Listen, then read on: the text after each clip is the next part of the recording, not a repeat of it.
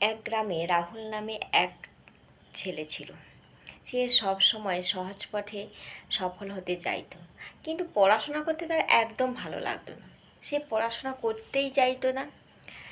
সে দেখতো অনেকে পরিশ্রম করে, কষ্ট করে, ভালো করে নানা রকম ফল পেত, কিন্তু একদিন তার মনের মধ্যে এক প্রশ্ন এলো, সত্যি কি পরিশ্রম করলে ভালো ফল পাওয়া যায়, না সফলতা পাওয়া যায়?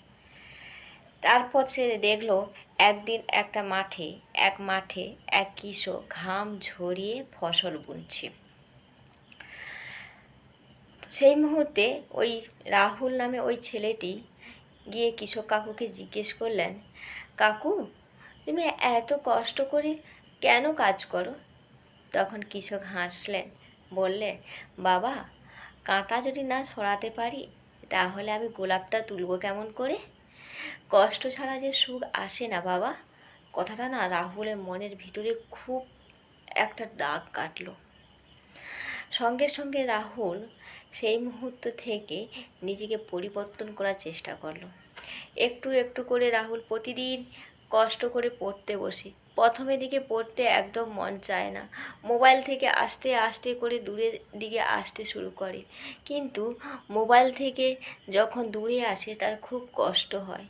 কাছের বন্ধুদের থেকে যখন আড্ডা মারা বন্ধ করে আস্তে আস্তে করে, তার জীবনটা খুব কষ্ট হয়ে ওঠে। কিন্তু সে দেখলো এবং বুঝলো পরিশ্রমের ফল সত্যিই খুব মিষ্টি হয়।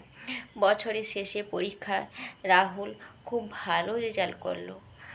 তখন সে মায়ের কাছে হাসতে হাসতে বলল, মা গো, জানো, এখন আমি বুঝেছি কাঁটা হেরি শান্ত কেন, কমল তুলিতে দুঃখ বিনা সুখ লাভ হয় কি মহিতে।